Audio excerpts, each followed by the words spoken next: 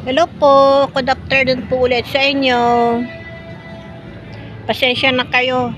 Nabuhayan na naman dugo ang mga nasa ibaba, mga nagtitinda doon. Bukas na po kasi yung kainan dyan sa ibaba. Kaya may video rocky sila para pag-attract ng mga customer po. Kaya ayun, medyo maingay, may kantahan na po sila.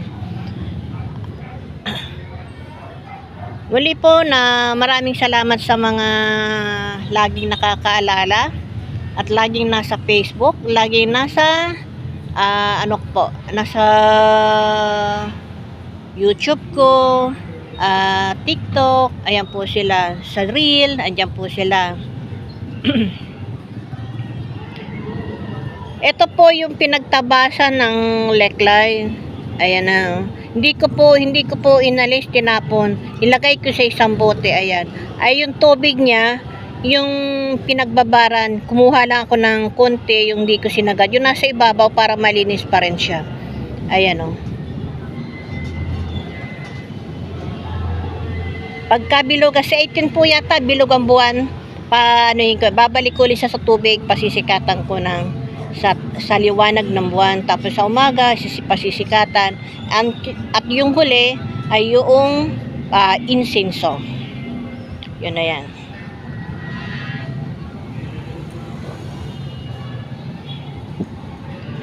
Ngayon po, ito po yung kahit mga ganito lang kaliliit sa sa 2025 stone, yung masiswerteng stone na dapat meron tayo sa pitaka or sa pouch. Ilalagay ko po sa pouch yun na pula, yung sinong may gusto nung mga stone na yon. Tabi ka nga dyan, mamaya ka na magpakita. Ayan, yan, yan. Kinabi ko lang po sila. Ito lang po kasi ang kailangan natin, kahit maliliit, kasi pag malalaki na, yung kagaya ng mga napakita ko sa inyo mga dati, pwede naman din yon. Ang kaso, malaki ilagay sa pitaka, pwede yon ipalawit lang, ilagyan sa pouch na pula, ano po yon isabit nyo sa labas ng inyong bag, or dali nyo sa bag ninyo, at least kahit papaano na dala-dala. So, ipaliliwanag ko lang po ang lahat ng meron sa 2025 na kailangan meron tayong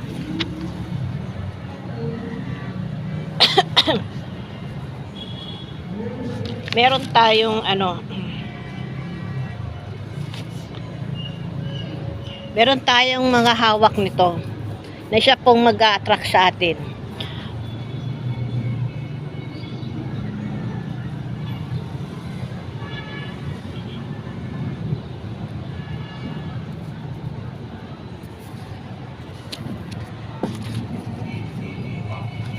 Sandali lang po ha. Hinahanap ko pa kasi yung ayan.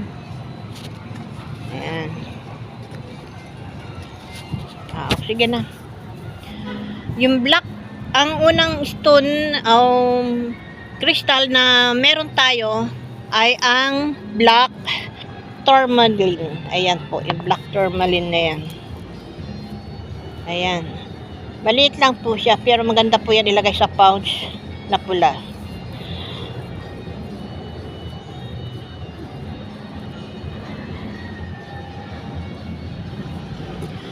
Ang ibig sabihin po nito ay pinaniniwalaan at lumalaban sa masamang energy at nagbibigay ng protection sa taong nag-aalaga nito.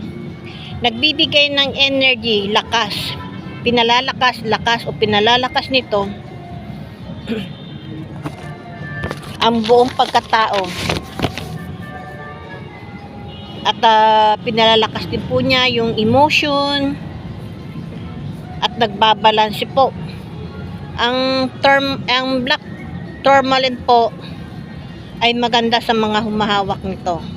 So kaya kailangan pagsasama-samahin natin yan. Ayan. Isa na yan. Tiger eyes. Kala nyo, di ba may bracelet akong puro tiger eyes? Ang mangyayari nito sa magagawa ako ng bracelet ng 5 stone. Yun.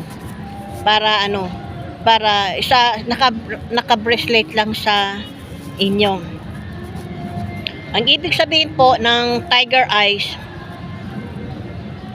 mainam po na magkaroon kayo ng tiger eyes dahil ito ay swerte, malakas ang enerhiya.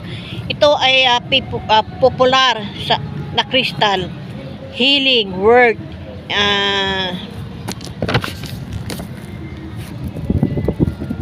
Nasa na ba yung binabasa ko? Ito ay ito po yung popular na crystal at gagamot ng mga sakit. Itinuturing ito ng malakas, humatak ng magandang relasyon sa pamilya, kaibigan, sa negosyo. Ang tiger eyes po ay kilala sa Asia. Pinaniniwalaan, inalis ito ang kamalasan ng black energy. Yon. Ang black. At ang pinakakalma noon, pinakakalma ng tiger eyes ang taong may hawak nito. Pwede mong ilagay sa can be placed in the money or health area of the house to attack wealth, abundance, and to promote health.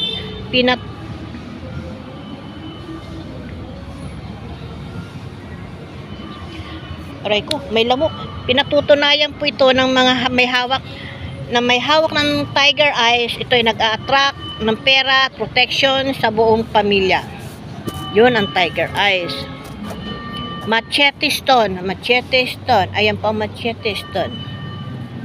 Machete stone is the powerful stone that symbolize changing, nagcha-charge po, pagbabago sa maling paninimula o sa maling ugali sa isang taong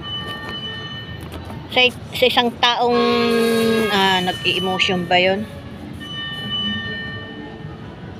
At ito po ay nagpapalakas ng sakra, maswerte sa buhay na sa may taong may hawak nito. Swerte rin po sa pag-ibig. Swerte rin po sa relasyon at sa pamumuhay. Yan. Clear watch. Clear watch.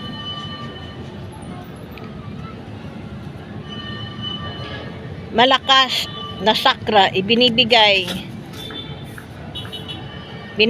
ang wasto, lalo na sa kapirahan, sa kabuhayan at relasyon. So lahat pala ng mga quartz ay maswerte pagdating sa kabuhayan. Yun nga lang po ay hindi dapat gamitin ng sobra-sobra at masama. Dahil yan madaling pasukan ng mga masamang elemento. Tupas. Alam kang tupas. Parang ganito yata yung tupas eh. Tupas. Parang white tupas yun, di ba?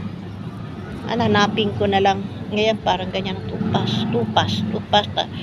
Yan po ang tupas. Mainam din po ang may hawak nito ng tupas. Nagbibigay ng protection, swerte, at hindi kanya pababayaan na malagay sa alanganin. Yan po ang ng tupas. Maswerte rin po yan. Huwag lang gamitin sa sobra-sobra.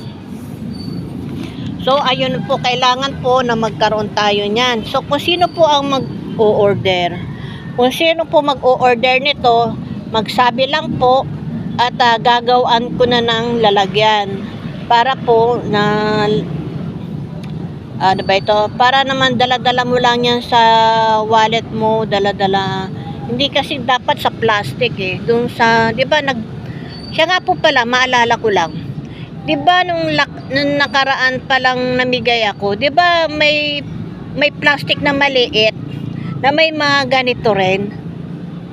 Ano po nyo yon, yung mga crystal na nandoon na maliliit, i-charge nyo po pala sa tubig ulan, tapos ipasikatan nyo po uli ng sila liwanag ng buwan para ano po siya, bumalik ang lakas niya. Yun po yun.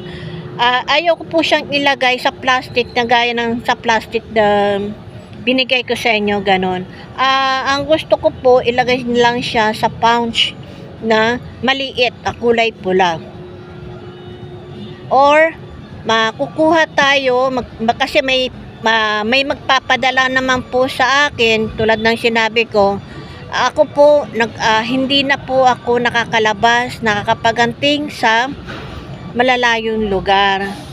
Unang-una,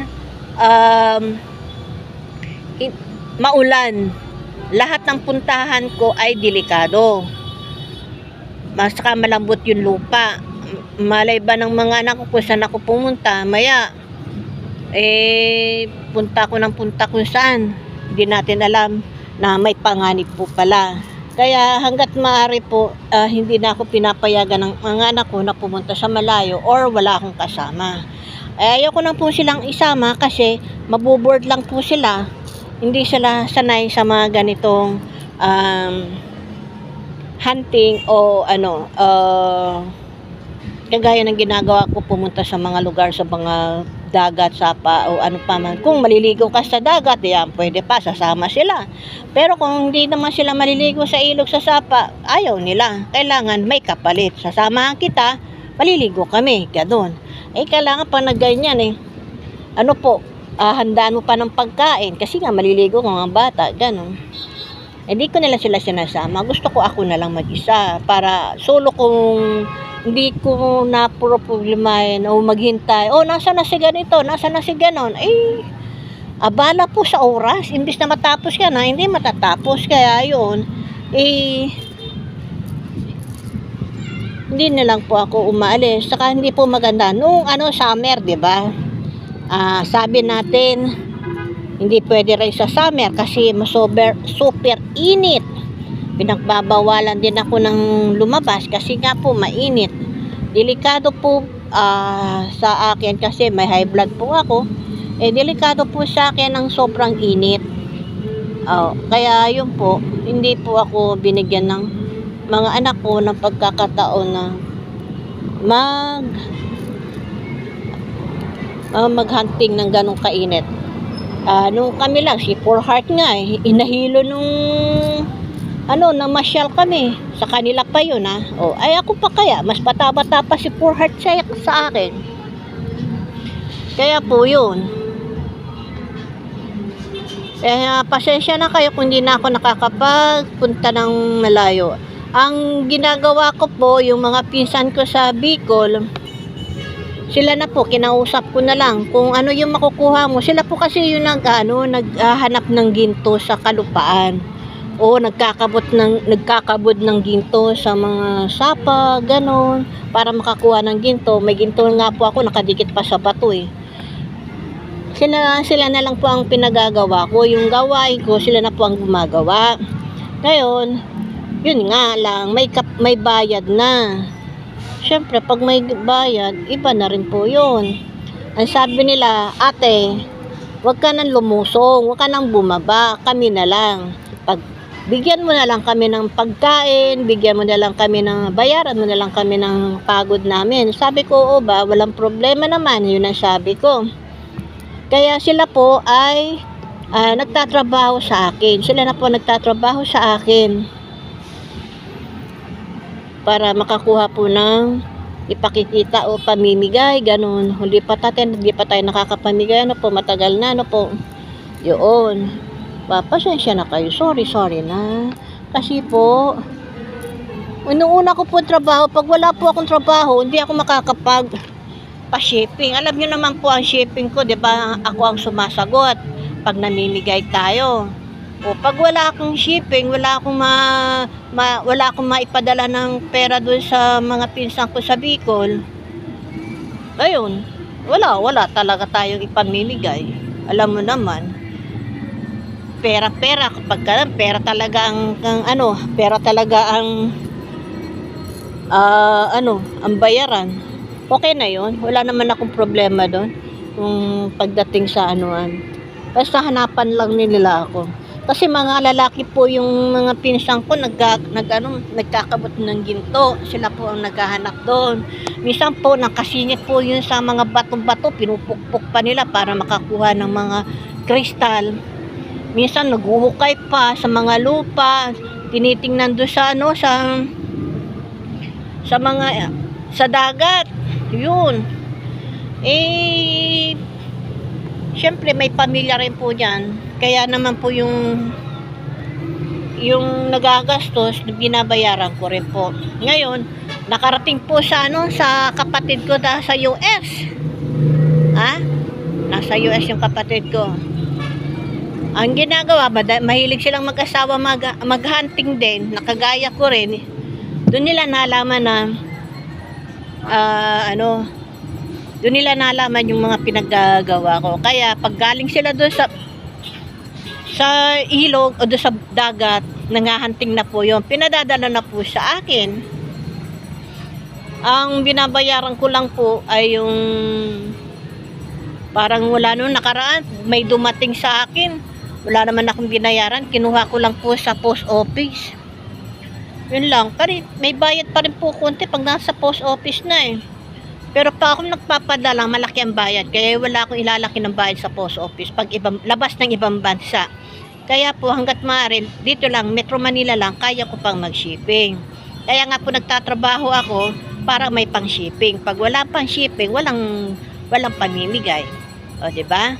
Pero sa ngayon po, magbebenta muna tayo para may pang-shipping. Kasi mga bata, ayaw na rin akong pagtrabahuin. Kasi wala na nga po akong pinag-aaral. Lahat tapos na po sila. Kaya nga po pala, salbahe yung nag-comment sa akin dun sa TikTok. Sabi ba naman sa akin, ay, Miss Melinda Mungkal, Merlinda Mungkal pala. Salbahe pala yung mga anak mo. Sabi ba naman ganon? Correction po. Doon sa nagsalita.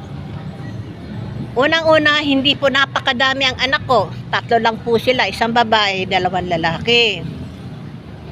Ang babae po may asawa na at may 5 anak. Maayos po ang buhay nila. Suportado po yan ng 2 niyang kapatid. Doon sa nagsabi. Yung isa pong panganay na lalaki po, nakatapos po siya sa isang sikat na eskwelahan sa Maynila. Kung siya po ay hindi magandang pagpapalaki sa kanya, hindi po siya magiging manager sa isang kumpanya sa Metro Manila. And beside of that, siya po ay isang collector ng mga vintage toys po, mga sinaunang mga laruan. At sumasali po siya sa mga exhibit sa mga mall, ganyan. Exhibitor po siya. Buy and sell din po siya ng mga laruan na sinaunang panahon pa. Yan po yung anak ko. At yung isa naman din po, yung pulis kong anak, kung pinalaki ko po siya ng hindi maganda, hindi po siya magiging ganyan ang pinag-aralan niya. At hindi rin po siya hahakot ng maraming karangalan. Umakot po siya ng maraming karangalan. Ibig sabihin po, maganda yung pinakikita niya. Maganda ugali niya. Di po ba? Sabihin niyo sa akin, sa nagsabi ng comment na yon doon sa TikTok. Sabihin niyo kung hindi maganda yung pagpapalaki ko. Di sana hindi sila ganyan. Unang-una po, kung mag-research po kayo sa amin doon sa Montalban, kung ano ako doon sa kanila. Sabihin po, wala yan, si Ate Linda yan. Mabait yan, maganda yung puro ganun po maririnig nyo. Wala pong kayong ibang maririnig. Kaya po sa nag-comment, napakaswerte ninyo. Ako pa yung sinabihan nyo ng ganyan. So, sa inyo po, maraming salamat po sa nag-comment na yun. Ano po, wala lang po kayo sigurong alam sa nagsabi nun. Ngayon po, pinaalam ko na, kaya maraming salamat din po sa inyo. Nawa ay maging maganda ang buhay din ninyo. So, balik tayo doon. Naman kasi naman, comment, naalala ko lang. Sasabihin ko rin po yun sa TikTok. Yung nasabi ko dito, sasabihin ko rin po yun sa TikTok. Para naman po na sabihin ninyo na ano,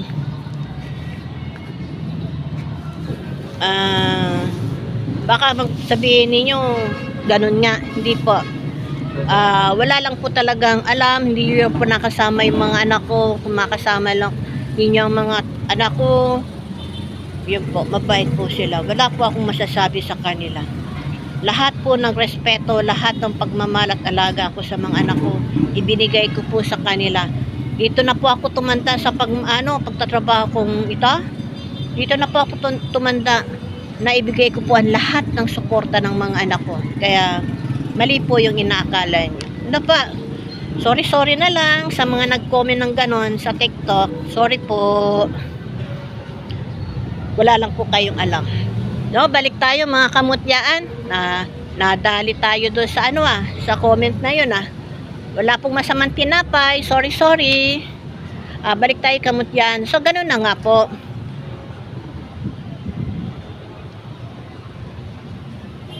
Pinasukan ako ng ng hindi maganda So ganun po, balik tayo sa sa pagmumutya.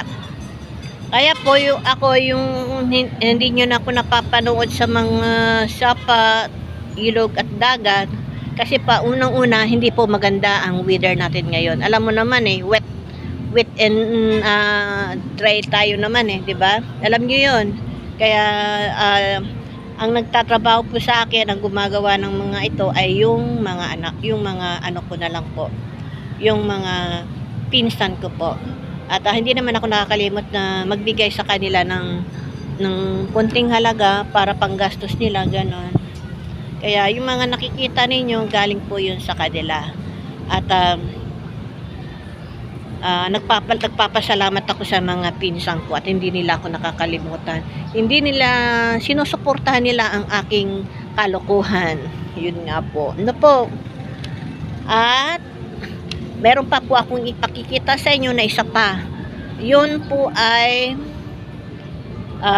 galing sa Thailand. At Thailand. Galing po sa Thailand. Thailand lang po ang merong ganon na pinadala po sa akin. 2 piraso lang po. Sa nanais noon na magkaroon noon, 2 piraso lang. Unahan na lang po kayo. At yun na po ay maganda. Sa mga Thailand, mga Chinese, mga maganda po yun. Kaya unahan na lang po pag nakita nyo yun. Sige po, ingat po kayo. Hanggang dito na lang. Hanggang sa bukas ulit ng ating pagbibideo. Ingat. God bless. Bye. Bye-bye.